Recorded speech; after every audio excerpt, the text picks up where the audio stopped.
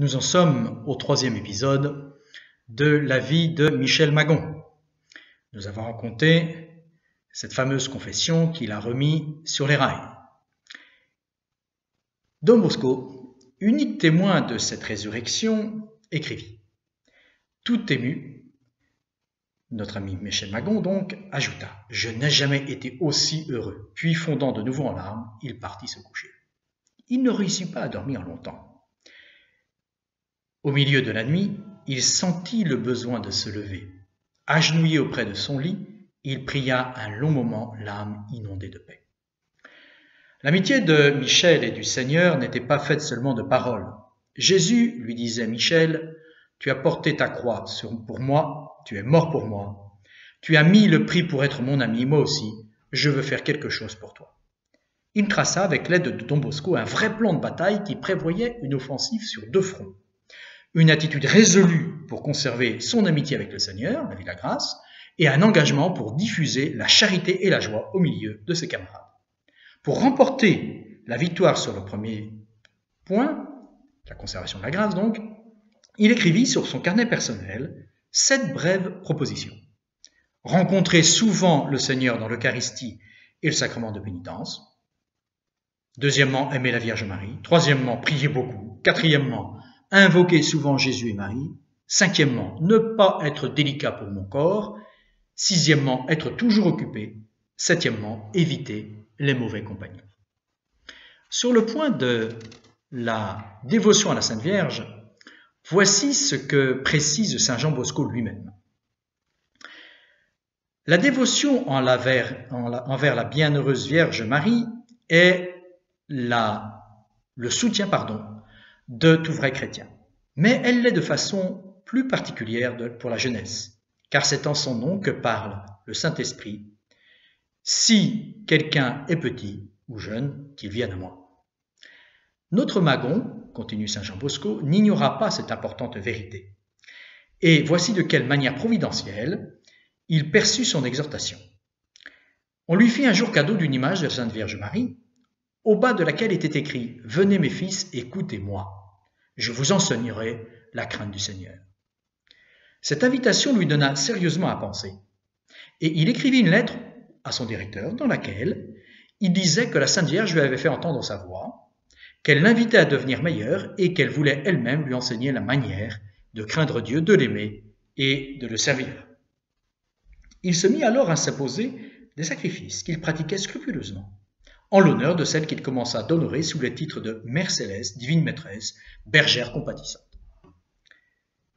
Avant de se mettre à étudier et à écrire, au dortoir ou en classe, il tirait d'un livre une image de Marie qui portait en marge sévère « Vierge Mère, assistez-moi toujours dans mes études ». Il se recommandait régulièrement à elle au début de ses travaux scolaires. « Moi, disait-il fréquemment, quand je rencontre une difficulté dans mes études, je recours à ma divine maîtresse et elle m'explique tout. » L'un de ses amis le félicitait un jour de la bonne réussite de sa composition. « Ce n'est pas moi que tu dois féliciter, répondit-il, mais Marie, qui m'a mis dans la tête bien des choses que j'aurais ignorées. » Pour avoir sans cesse près de lui un objet qui lui rappela la protection de Marie dans ses occupations ordinaires, il écrivait partout où il pouvait « Ô Marie, siège de la sagesse, priez pour moi ». Si bien que sur tous ses livres, sur la couverture de ses cahiers, sur sa table, sur les bancs, sur son pupitre et partout où il pouvait écrire, à l'encre ou au crayon, on lisait « Siège de la sagesse, priez pour moi ». Au mois de mai de cette année 1858, il résolut de faire tout ce qu'il pourrait en l'honneur de Marie. Sur le second front, répandre donc la charité et la joie autour de lui, Michel conduisit le combat dans son style impétueux et alerte. Dans un groupe isolé, sous un des portiques, on va voir que la conversion de Michel a demandé des efforts de sa part, n'est-ce pas? Un garçon racontait des histoires un peu osées. Autour de lui, quelques-uns ricanaient, quelques autres auraient aimé s'en aller sans en avoir le courage. Michel les voit de loin, comprend au passage de quoi il s'agit, s'avance par derrière, met 2 doigts dans sa bouche et envoie au contrevenant, ou dans les oreilles du contrevenant, un coup de sifflet strident. Le garçon bondit de surprise et se tourne furieux. « Tu deviens fou ?» Magon lui répond calmement. « Lequel est le plus fou des deux ? Moi qui siffle ou toi qui raconte de telles sornettes?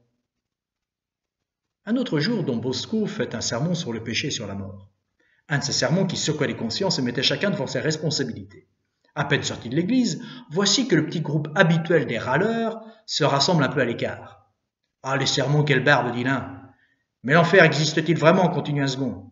S'il existe, et si nous finissons dedans, dit un troisième, ce ne sera pas la fin du monde. Je veux dire que nous serons un peu au chaud. » Michel tournait alors aux environs. Il a entendu la conversation et sans se faire remarquer, il sort de sa poche une boîte d'allumettes, s'approche derrière l'un des garçons, en allume une et la lui met entre les doigts. Un hurlement, quelques insultes. « Quelle mouche t'a piqué ?»« Moi, aucune. J'ai cru comprendre que tu es prêt à aller en enfer et j'ai voulu tester ta résistance au feu. »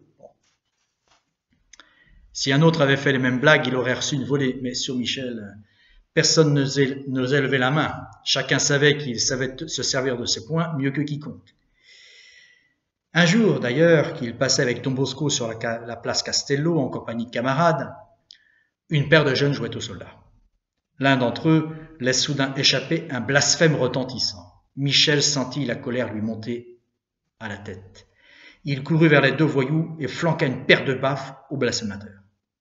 Ce dernier, surpris, répliqua et les deux antagonistes commencèrent à se rouer de coups. Don Bosco avait tout vu.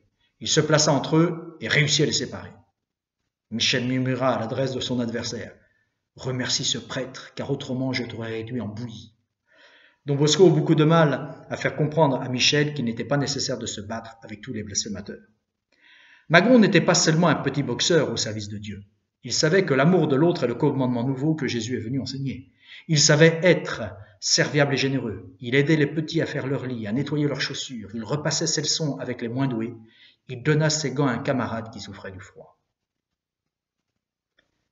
Toujours en 1858, Don Bosco voulut récompenser ces jeunes et les conduisit pendant quelques jours à Murialdo, dans l'arrière-pays du Montferrat. Michel fut l'un d'entre eux. Il ne savait pas que ce seraient ses dernières vacances. Les nuits calmes et étoilées faisaient comprendre à Michel l'immensité de Dieu et l'ordre parfait qui règne dans les espaces sidéraux. Don Bosco le trouve un soir dans un coin sombre à genoux. Il regardait le ciel et pleurait. « Qu'as-tu, Michel ?»« Rien.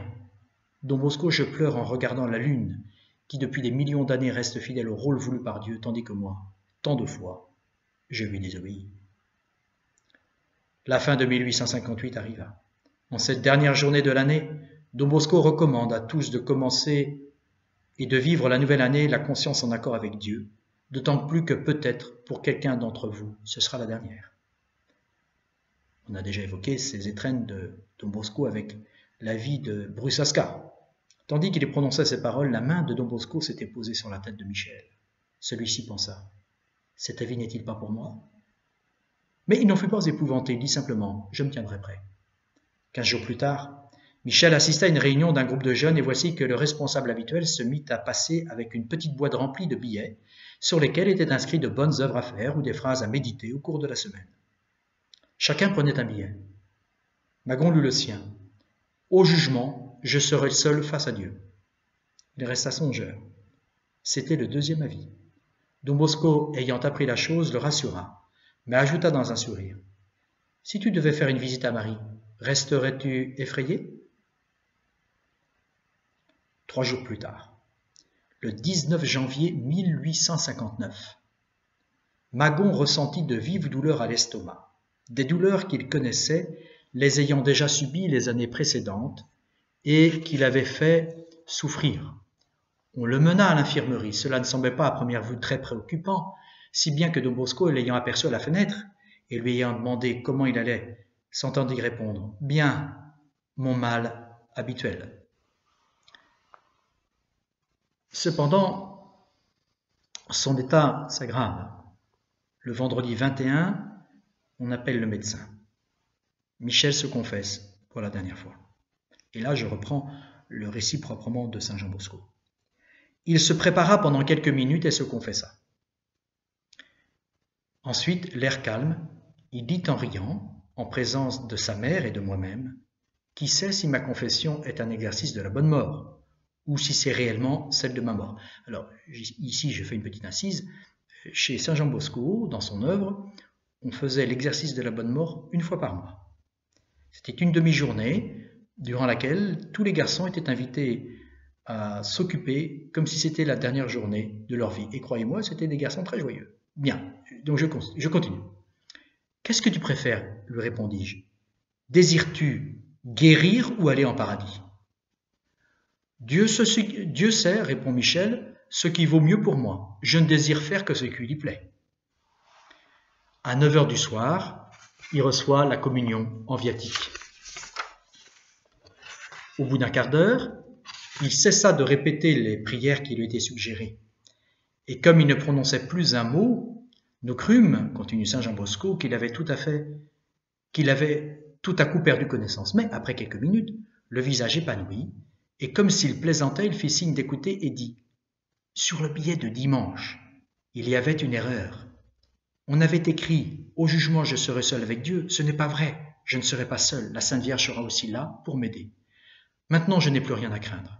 Allons-y quand il faudra. Notre-Dame en personne veut me tenir compagnie au jugement. » Le malade était en pleine connaissance. Il répondait aux diverses parties des rites et des cérémonies prévues pour l'administration de ce grand sacrement. Il s'agit de l'onction des malades. Il voulait même ajouter à chaque onction une brève prière. Je me souviens qu'à l'onction de la bouche, il dit « Ô mon Dieu, si vous m'aviez desséché la langue la première fois que je l'employais pour vous offenser, comme je serais heureux. Combien de péchés en moins. Mon Dieu, pardonnez tous les péchés que j'ai commis avec cette bouche.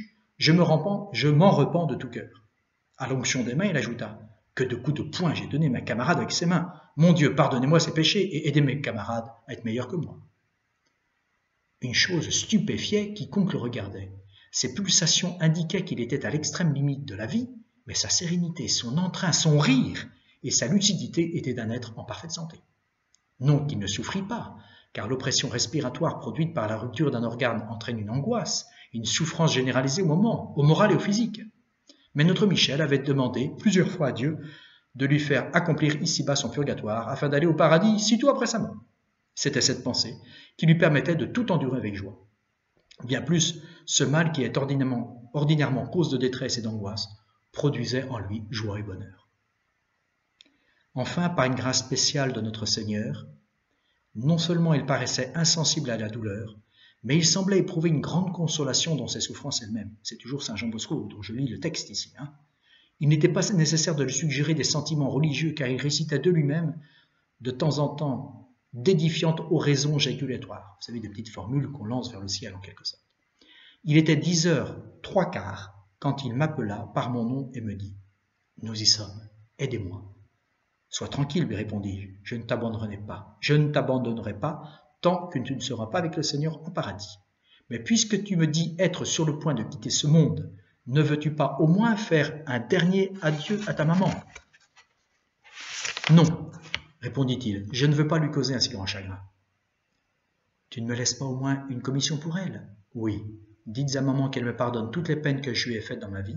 Moi, je me repens. Dites-lui que je l'aime, qu'elle ait le courage de continuer à faire son devoir, que je meurs volontiers, que je pars de ce monde avec Jésus et Marie et que je vais l'attendre au paradis. » Ces paroles arrachèrent des sanglots à tous les assistants.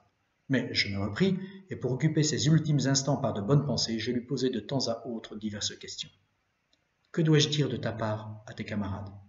Qu'ils veillent à toujours faire de bonnes confessions. En ce moment, de tout ce que tu as fait dans ta vie, qu'est-ce qui te procure la plus grande consolation ? Ce qui me console plus que tout en ce moment, c'est bien le peu que j'ai fait en l'honneur de Marie. Oui, c'est là ma plus grande consolation. Ô Marie, Marie, combien vos fidèles sont heureux à l'heure de la mort. Mais, reprit-il, il y a une chose qui me gêne. Quand mon âme sera séparée de mon corps et que je serai sur le point d'entrer en paradis, qu'est-ce que je devrais dire? À qui devrais-je m'adresser? Si Marie veut t'accompagner, elle m'en met au jugement, laisse le souci de ta personne. Mais avant de te laisser partir en paradis, je voudrais te charger d'une commission. Dites toujours, je ferai ce que je pourrai pour vous obéir. Quand tu seras au paradis et que tu verras la Sainte Vierge Marie, salue-la humblement et respectueusement de ma part et de la part de ceux qui sont dans cette maison. Prie-la de nous donner sa sainte bénédiction, qu'elle nous reçoive tous sous sa puissante protection et qu'elle nous aide en sorte que pas un de ceux qui sont ou que la divine providence enverra dans cette maison ne vienne à se perdre. Je ferai volontiers cette commission. Et quoi encore? Pour l'instant, rien d'autre. Repose-toi un peu. Il semblait en effet vouloir dormir. Mais bien qu'il gardât son calme habituel et l'usage de la parole, ses pulsations annonçaient sa mort imminente. On commença donc la récitation du psaume, ou plutôt de la prière, quitte ce monde âme chrétienne, au nom de Dieu, le Père Tout-Puissant qui t'a créé. Au milieu de la lecture, comme s'il sortait d'un profond sommeil, le visage aussi serein qu'à l'ordinaire et le sourire sur les lèvres, il me dit « Dans quelques instants, je ferai votre commission, je tâcherai de la bien faire. Dites à mes camarades que je les attends tous au paradis. » Ensuite, il serra le crucifix entre ses mains, le baisa 3 fois, et prononça ces dernières paroles. « Jésus, Marie, Joseph, je remets mon âme entre vos mains. » Puis il plissa les lèvres, comme s'il voulait sourire, et paisiblement, il expira. Cette âme bienheureuse quittait le monde pour s'envoler, comme nous l'espérons fermement, dans le sein de Dieu, le 21 janvier 1859 à 11h du soir. Michel n'avait pas 14 ans. Il ne fit aucune espèce d'agonie et ne manifesta aucune agitation, peine ou angoisse, ni aucune des douleurs que l'on ressent habituellement dans la terrible séparation de l'âme et du corps. Je ne saurais autrement dénommer la mort de Magon qu'un joyeux sommeil enlevant son âme depuis les peines de la vie dans la bienheureuse éternité. Les assistants pleuraient d'émotion plus que de tristesse, car tous déploraient la perte d'un ami, mais chacun enviait son sort. Ainsi finit la vie de Michel Magon. À bientôt.